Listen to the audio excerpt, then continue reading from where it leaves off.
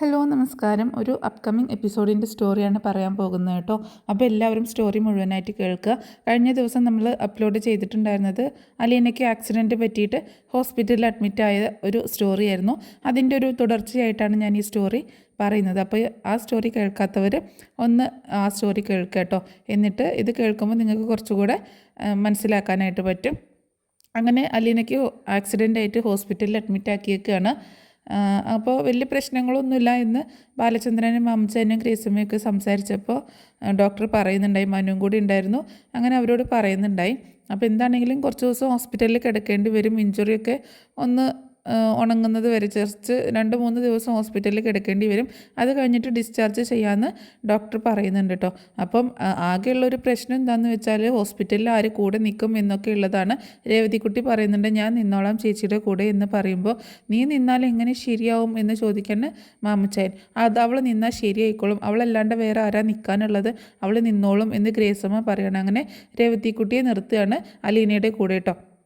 അപ്പോൾ രേവതിക്കുട്ടിയുടെ കയ്യിൽ ഫോണൊക്കെ ഉണ്ട് കേട്ടോ. അപ്പോൾ എന്തെങ്കിലും വിവരങ്ങൾ അറിയാനാണെങ്കിൽ എന്തെങ്കിലും ആവശ്യമുണ്ടെങ്കിൽ വിളിച്ചാൽ മതി എന്നൊക്കെ ഗ്രേസമ്മയും മാമച്ചായനും പറഞ്ഞിട്ട് അവരും ഹോസ്പിറ്റലിൽ നിന്ന് പോകുന്നുണ്ട്. അതുപോലെ ബാലചന്ദ്രനും വൈജയന്തിയും തിരിച്ചു പോവുകയാണ്, മനുവും തിരിച്ചു പോകുന്നുണ്ട് കേട്ടോ. അപ്പോൾ എല്ലാവരും ഹോസ്പിറ്റലിൽ നിന്ന് പോവുകയാണ്. പിന്നെ മനു ആണെങ്കിൽ ഇടയ്ക്കിടയ്ക്ക് ഹോസ്പിറ്റലിൽ വന്ന് വിവരങ്ങൾ അന്വേഷിക്കുന്നുണ്ട് കേട്ടോ. കാരണം എറണാകുളത്ത് തന്നെ ആയതുകൊണ്ട് മനു ജോലി ചെയ്യുന്നത് ഇൻഫോ പാർക്കിലാണല്ലോ. അപ്പോൾ സമയം കിട്ടുമ്പോഴൊക്കെ മിക്ക സമയത്തും ഹോസ്പിറ്റലിൽ വരെ രേവതിക്കുട്ടിയുടെ അടുത്ത് വന്നിട്ട് വിവരങ്ങൾ അന്വേഷിക്കും. അലീനയെ കാണും, അലീനയ്ക്ക് സപ്പോർട്ട് കൊടുക്കും, കുഴപ്പമൊന്നുമില്ല, ഒക്കെ പെട്ടെന്ന് മാറിക്കോളും എന്നൊക്കെയുള്ളൊരു ആശ്വാസ വാക്കുകളൊക്കെ പറയും. അപ്പോൾ ശരിക്കും പറഞ്ഞാൽ ആക്സിഡൻ്റ് ആയത് ഉർവശി ശാപം ഉപകാരമായി എന്ന് പറഞ്ഞതുപോലെയാണ് അലീനയുടെ മനുവിൻ്റെ അവസ്ഥ കേട്ടോ. ഇപ്പോൾ കൂടെ കാണാനായിട്ട് പറ്റുന്നുണ്ട്, സംസാരിക്കാൻ പറ്റുന്നുണ്ട്. മിക്ക സമയത്ത് രേവതിക്കുട്ടി റൂമിൽ നിന്ന് മാറിയൊക്കെ കൊടുക്കും കേട്ടോ, അവർ സംസാരിക്കട്ടെ എന്ന് കരുതിയിട്ട്. പക്ഷേ ഇങ്ങനെയുള്ളൊരു സിറ്റുവേഷൻ ആയതുകൊണ്ട് ഒരുപാട് റൊമാൻറ്റിക് ആവാനൊന്നും അവർക്ക് പറ്റിയിട്ടില്ല. അപ്പോൾ അങ്ങനെ എന്താണെങ്കിലും കൂടെ മനു ഹോസ്പിറ്റലിൽ വരികയും കാണുകയും ഒക്കെ ചെയ്യുന്നുണ്ട്. അങ്ങനെ ബാലചന്ദ്രനാണെങ്കിൽ രേവതിക്കുട്ടീനെ വിളിച്ച് വിവരങ്ങളൊക്കെ അന്വേഷിക്കുന്നുണ്ട്. വൈജയന്തി വിളിക്കാറും അന്വേഷിക്കാറും ഒന്നുമില്ല കേട്ടോ. ബാലചന്ദ്രൻ എപ്പോഴെങ്കിലും പറയുന്നത് കേൾക്കും, അത്രയല്ലാണ്ട് വേറെ ഒന്നും ചെയ്യാറില്ല. ഗ്രേസമ്മയും മാമച്ചായനും കൂടെ വിളിക്കും. പറ്റുന്ന സമയത്തൊക്കെ രണ്ടുപേരും വന്ന് രേവതിക്കുട്ടിയുടെ അടുത്ത് വന്നിട്ട്, ചിലപ്പോൾ ഗ്രേസമ്മ രാവിലെ വന്നിട്ട് വൈകിട്ടൊക്കെ പിന്നെ ജോസൂട്ടിയോ മാമച്ചായനോ വന്ന് വിളിച്ചു കൊണ്ടുപോകും. അങ്ങനെയൊക്കെയാണ് നിൽക്കുന്നത്. അങ്ങനെ ഡിസ്ചാർജ് ചെയ്യേണ്ട ദിവസം എത്തി. അപ്പോൾ ഡിസ്ചാർജ് ചെയ്തിട്ട് എങ്ങോട്ട് കൊണ്ടുപോകും എന്നുള്ളതൊരു കൺഫ്യൂഷനാണല്ലോ. അപ്പോൾ വീട്ടിലാണെങ്കിൽ ബാലചന്ദ്രൻ വൈജയന്തിയും ഭയങ്കര ഒടക്കാണ്. കാരണം ഡിസ്ചാർജ് ചെയ്തിട്ട് ഇങ്ങോട്ടേക്ക് തന്നെ കൊണ്ടുവരണമെന്ന് ബാലചന്ദ്രൻ പറയുമ്പോൾ, അതിൻ്റെ ആവശ്യം എന്താണ്, ഇങ്ങോട്ടേക്ക് കൊണ്ടുവന്നിട്ട് അവളെ ഞാൻ നോക്കണോ, അവളെ നോക്കി ഞാൻ ഇവിടെ ഇരിക്കണോ, എനിക്ക് ജോലിക്കൊക്കെ പോകാനുള്ളതല്ലേ, ഒരു സെർവൻറ്റിനെ നോക്കി ഞാനിവിടെ വീട്ടിലിങ്ങനെ ഇരിക്കണോ എന്നൊക്കെ വൈജയന്തി ദേഷ്യത്തിൽ ഇങ്ങനെ പറയൂട്ടോ. അപ്പോൾ മുത്തശ്ശി പറയുന്നുണ്ട്, മുത്തശ്ശിക്ക് അപ്പോൾ ഏകദേശം അസുഖമൊക്കെ മാറി തുടങ്ങിയിട്ടുണ്ട്, മുത്തശ്ശിയുടെ ബെൽറ്റൊക്കെ അഴിച്ചിട്ടുണ്ടായിരുന്നു. അങ്ങനെയുള്ള സമയത്താണല്ലോ അലീന പോയത്. അങ്ങനെ മുത്തശ്ശി പറയുന്നുണ്ട്, ഞാൻ നോക്കിക്കോളാം അവളെ, നീ വല്ലാണ്ട് ഇടങ്ങേറാവുകയും ബുദ്ധിമുട്ടൊന്നും വേണ്ട, നീ നിൻ്റെ ജോലിയായിട്ട് പൊക്കോ, അവളെ ഞാൻ നോക്കിക്കോളാം, ഞാൻ ഈ കിടന്നിട്ട് എന്നെ നോക്കിയത് അവളല്ലേ എന്ന് ചോദിക്കുമ്പോൾ വൈജയന്തി പറയുന്നുണ്ട്, അമ്മ എന്ത് വർത്താനാണ് പറയുന്നത്, അത് അവളുടെ ജോലിയായിരുന്നില്ലേ, അവളിവിടെ ജോലിക്ക് വന്നതല്ലേ, അപ്പോൾ ഒരു ജോലിക്കാരിയാണോ നമ്മളിവിടെ ഇങ്ങനെ വീട്ടിലേക്ക് എടുത്തിയും കൊണ്ട് ശുശ്രൂഷിക്കേണ്ടത് എന്നൊക്കെ വൈജയന്തി ചോദിക്കട്ടോ. അപ്പോൾ മുത്തശ്ശി പറയുന്നത്, അവളെ ഞാനൊരു ജോലിക്കാരിയായിട്ടല്ല കണ്ടിട്ടുള്ളത്, എൻ്റെ സ്വന്തം കൊച്ചുമോളായിട്ടാണ്, അതുകൊണ്ട് അവളെ ഞാൻ പരിചരിച്ചോളാം, നീ അതിന് വറീഡ് ആവണ്ടെന്ന് പറയുമ്പോൾ, പിന്നെ ഈ വീട്ടിൽ ഞാൻ അവൾക്കും കൂടി വെച്ച് വിളമ്പി ഉണ്ടാക്കി കൊടുക്കണമെന്ന് ചോദിക്കുമ്പോൾ ബാലചന്ദ്രൻ പറയുന്നുണ്ട്, തൽക്കാലം അലീനയ്ക്ക് ഭേദമാവുന്നത് വരെ നമുക്ക് തൽക്കാലത്തേക്ക് ഒരു ജോലിക്കാരിയെ സംഘടിപ്പിക്കാം എന്ന് പറയാട്ടോ.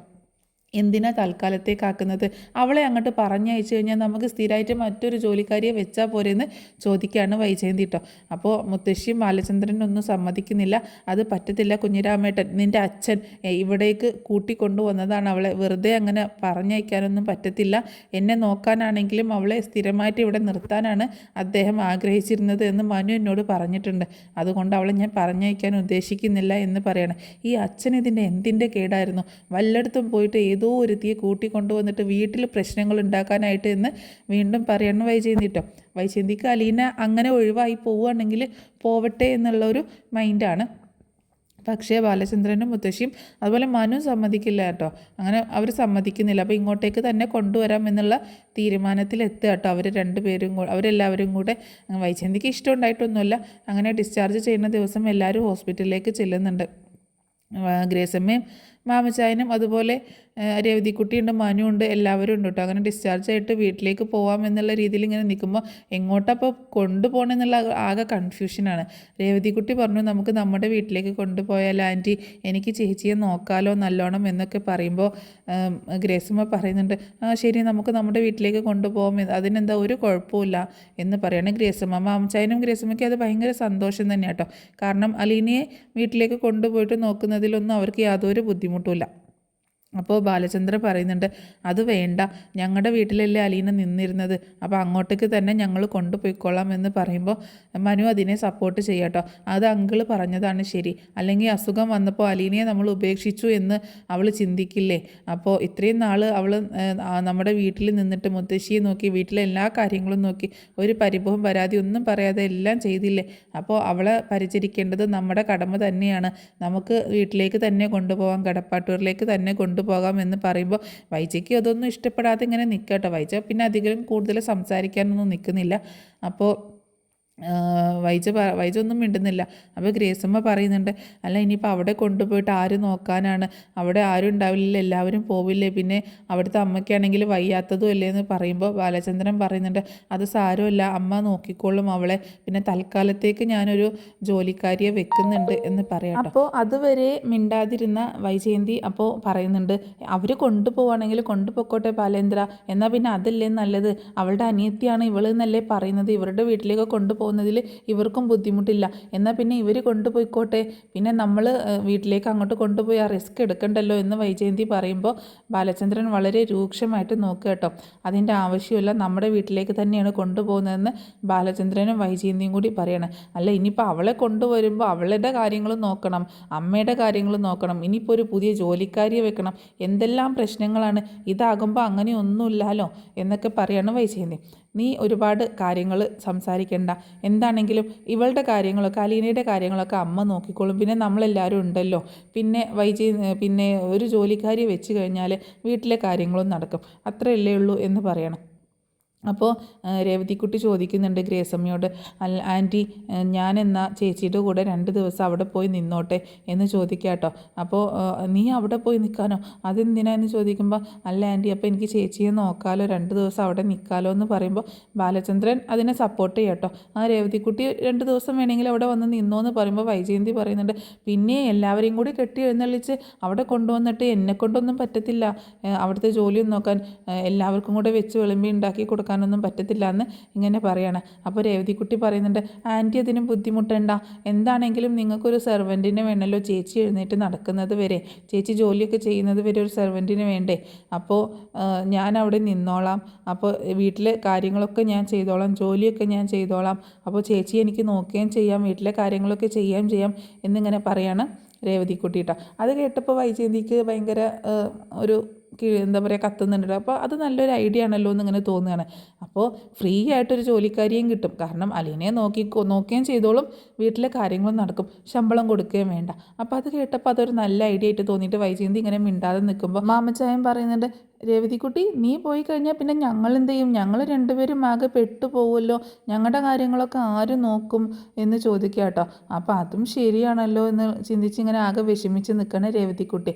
അപ്പോൾ ഗ്രേസമ്മ പറയുന്നുണ്ട്, അതൊന്നും സാരമില്ല, അവൾ കുറച്ച് ദിവസം അവിടെ നിന്നോട്ടെ, അത് കഴിഞ്ഞിട്ട് കുറച്ച് ദിവസം കഴിഞ്ഞിട്ട് നമുക്ക് പോയി അവളെ കൂട്ടിക്കൊണ്ടുവരാം, അപ്പോഴേക്ക് അലീന ഒന്ന് എഴുന്നേറ്റ് നടക്കാനായി തുടങ്ങിക്കഴിഞ്ഞാൽ വലിയ പ്രശ്നമൊന്നുമില്ല, അലീന ഇച്ചിരി റെസ്റ്റൊക്കെ എടുക്കട്ടെ, അപ്പോൾ 2-3 ദിവസം രേവതിക്കുട്ടി അവിടെ നിന്നോട്ടെ, അതുകൊണ്ട് കുഴപ്പമൊന്നുമില്ല, നീ പൊക്കോടി എന്ന് പറയാണ്. അല്ലേ ഗ്രേസമ്മേ, അപ്പോൾ നമ്മുടെ കാര്യങ്ങൾ നമ്മളാകെ ഒറ്റപ്പെട്ടു പോലോ എന്നൊക്കെ ചോദിക്കുമ്പോൾ സാരമില്ല, 2-3 ദിവസത്തെ കാര്യമല്ലേ ഉള്ളൂ, നമുക്ക് എപ്പോഴും അവളെ വീഡിയോ കോൾ വിളിക്കാം, ഫോൺ ചെയ്യാം, അങ്ങനെ കണ്ട് സംസാരിക്കുകയൊക്കെ ചെയ്യാമല്ലോ എന്ന് പറയാണ്.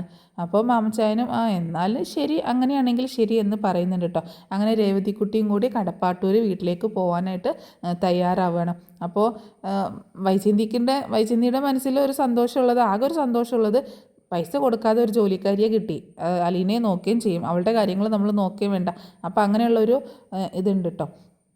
അങ്ങനെ എന്താണെങ്കിലും ബാലചന്ദ്രൻ്റെയും വൈജയന്തിയുടെയും കൂടെ അലീനയും രേവതിക്കുട്ടിയും കൂടി കടപ്പാട്ടൂരിലേക്ക് പോവാണ്. അപ്പോൾ രേവതിക്കുട്ടി ഇങ്ങനെ പോകുമ്പോൾ ഗ്രേസമ്മയ്ക്കും മാമച്ചായന് ഭയങ്കര വിഷമമുണ്ട് കേട്ടോ. രേവതിക്കുട്ടി ഒരിക്കലും അവർക്ക് പിരിയാൻ വയ്യ. അപ്പോൾ രേവതിക്കുട്ടി ഇങ്ങനെ പോകുമ്പോൾ കെട്ടിപ്പിടിക്കുകയൊക്കെ ചെയ്യുന്നുണ്ട്, സങ്കടം വരുന്നൊക്കെ ഉണ്ട് കേട്ടോ. അപ്പോൾ രേവതിക്കുട്ടിക്ക് സങ്കടം വരുന്നുണ്ട്. അപ്പോൾ ഗ്രേസമ്മ പറയുന്നുണ്ട്, നീ കരയണ്ട, സാരമില്ല, ഞങ്ങൾക്ക് കുഴപ്പമൊന്നുമില്ല, നീ പോയിട്ട് വാ, ചേച്ചിയുടെ അസുഖം മാറട്ടെ എന്ന് പറഞ്ഞിട്ട് സന്തോഷത്തോടെ യാത്ര അയക്കണം. പക്ഷേ രേവതിക്കുട്ടി കാറിലേക്ക് കയറിയതും ഗ്രേസമ്മയ്ക്ക് ഭയങ്കര സങ്കടമാണ്. മാമുച്ചായ രേവതിക്കുട്ടി ഇല്ലാതെ ഇനി എങ്ങനെ 2-3 ദിവസം വീട്ടിൽ നിൽക്കുമെന്ന് പറയുമ്പോൾ, നീ തന്നെയല്ലേ അവളെ പറഞ്ഞു വിട്ടത്. ശരിയാണ്, ഞാൻ പറഞ്ഞു വിട്ടു. അതെന്താണെന്ന് വെച്ചാൽ അവളുടെ ചേച്ചിയല്ലേ, അവൾക്ക് ആഗ്രഹമുണ്ട് പോയി നിൽക്കണം, ചേച്ചിയെ നോക്കണമെന്ന്. നമ്മുടെ വീട്ടിലേക്കാണെങ്കിൽ കൊണ്ടുവന്നിരുന്നെങ്കിൽ ഒരു കുഴപ്പവും ഉണ്ടായിരുന്നില്ല, 2 പേരും നമ്മുടെ വീട്ടിലുണ്ടായേനെ. പക്ഷെ അതിനവർ സമ്മതിച്ചുമില്ലല്ലോ എന്നൊക്കെ പറയാണ്. ആ പെണ്ണുമ്പിള്ളയുടെ സ്വഭാവം കണ്ടുവന്ന് മാമച്ചായൻ ചോദിക്കുമ്പോൾ, അതൊരു മനസ്സാക്ഷി ഇല്ലാത്തൊരു സ്ത്രീയാണെന്ന് തോന്നുന്നു എന്ന് വൈജയന്തിയും ഗ്രേസമ്മ പറയുന്നുണ്ട് കേട്ടോ വൈജയന്തിയും കുറിച്ചിട്ട്. അങ്ങനെ അവർ വീട്ടിലേക്ക് പോവാണ്. മനും വേറൊരു കാറിൽ ഇവരുടെ പുറകെ കടപ്പാട്ടൂരിലേക്ക് തന്നെ പോകുന്നുണ്ട് കേട്ടോ. അങ്ങനെ അലീനയും കൂട്ടിയിട്ട് വീട്ടിലേക്ക് തന്നെ എത്തുകയാണ്. അലീനയും മാത്രമല്ല രേവതിക്കുട്ടിയും കൂടെ. അങ്ങനെ വീട്ടിലേക്ക് കയറി വന്ന് മുത്തശ്ശി കിടന്ന അതേ റൂമിൽ ആ ബെഡിലാണ് ഇപ്പം അലീനയെ കിടത്തുന്നത് കേട്ടോ. അപ്പോൾ ആ റൂമിൽ തന്നെയാണ് രേവതിക്കുട്ടിക്കും കിടക്കാനുള്ള അലീന കിടന്നിരുന്ന അതേ ഒരു പൊസിഷനൊക്കെ സെറ്റാക്കുന്നത്. മുത്തശ്ശി ഇപ്പോൾ വേറെ റൂമിൽ നമ്മുടെ കൃഷ്ണമോളുടെ കൂടെയാണ് കിടക്കുന്നത് കേട്ടോ. അപ്പോൾ ഇനി മുതൽ കൃഷ്ണമോളുടെ കൂടെ മുത്തശ്ശീനെ അങ്ങോട്ട് കിടത്താമെന്ന് തീരുമാനിക്കുകയാണ്. അപ്പോൾ അലീനയെ അങ്ങനെ ആ റൂമിൽ കൊണ്ടുവന്ന് കിടത്തുന്നുണ്ട്. അപ്പോൾ രേവതിക്കുട്ടീനെ കണ്ടപ്പോൾ ഇതാരാന്ന് ചോദിക്കുക കേട്ടോ മുത്തശ്ശി. അപ്പോൾ രേവതിക്കുട്ടി പറയുന്നുണ്ട്, മുത്തശ്ശി ഇത് ഞാനാ രേവതിക്കുട്ടിയാന്ന് പറയാം കേട്ടോ.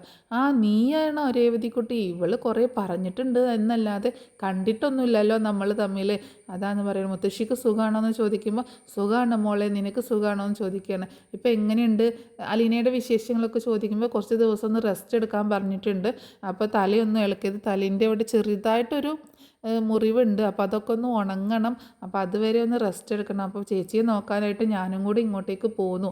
അപ്പോൾ ഇവിടെയാണെങ്കിൽ ഏതായാലും ഒരു ജോലിക്കാരിയെ വെക്കേണ്ടി വരും എന്നൊക്കെ ഇവർ പറയുന്നത് കേട്ടോ. അപ്പോൾ ഇവിടുത്തെ ജോലികളൊക്കെ എനിക്ക് ചെയ്യാം, ചേച്ചി എനിക്ക് നോക്കുകയും ചെയ്യാമല്ലോ, അങ്ങനെയാണ് ഞാൻ ഇങ്ങോട്ടേക്ക് വന്നതെന്ന് പറയുന്നുണ്ട്. അപ്പോൾ അതേതായാലും നന്നായി, മോള് വന്നത് നന്നായി, അവളുടെ കാര്യങ്ങളൊക്കെ നോക്കാമല്ലോ, ഞാൻ നോക്കാമെന്നൊക്കെ പറഞ്ഞാണ് വാശി പിടിച്ച് അവളെ ഇങ്ങോട്ടേക്ക് കൊണ്ടുവരാനും പറഞ്ഞത്. പക്ഷേ എനിക്ക് നല്ല ടെൻഷൻ ഉണ്ടായിരുന്നു. എനിക്ക് എഴുന്നേറ്റ് നടക്കാൻ പറ്റിയെങ്കിലും ഇവളെ പിടിക്കാനും ഒന്ന് തിരിച്ച് എന്തെങ്കിലുമൊക്കെ ഒരു കൈ സഹായത്തിനൊന്നും എന്നെക്കൊണ്ട് പറ്റത്തില്ലല്ലോ എന്നൊരു ടെൻഷൻ ഉണ്ടായിരുന്നു. എന്താണെങ്കിലും അത് മാറി കിട്ടി എന്ന് പറയാണ് മുത്തശ്ശി. അങ്ങനെ വൈജയന്തി പിന്നെ രേവതിക്കുട്ടി അവിടുത്തെ കാര്യങ്ങളൊക്കെ ചെയ്യേണ്ട കാര്യങ്ങളൊക്കെ പറഞ്ഞു കൊടുക്കുന്നുണ്ട് കേട്ടോ. ഫുൾ ടൈം ചേച്ചിയുടെ കൂടെ പോയി ഇരിക്കാനല്ല നിന്നെ ഇങ്ങോട്ടേക്ക് കൊണ്ടുപോകുന്നത്, ഇവിടുത്തെ കാര്യങ്ങളൊക്കെ ഉണ്ട്, അതൊക്കെ ചെയ്യണമെന്ന് പറയുമ്പോൾ രേവതിക്കുട്ടി പറയുന്നുണ്ട്, അതൊക്കെ ഞാൻ ചെയ്തോളാം, എനിക്കറിയാം ഇവിടെ എന്തൊക്കെയാണ് ചെയ്യേണ്ടതെന്നൊക്കെ എനിക്കറിയാമെന്ന് പറയുമ്പോൾ, നിനക്കറിയാമെന്നോ ഇവിടുത്തെ കാര്യങ്ങൾ എങ്ങനെ നിനക്കറിയാം?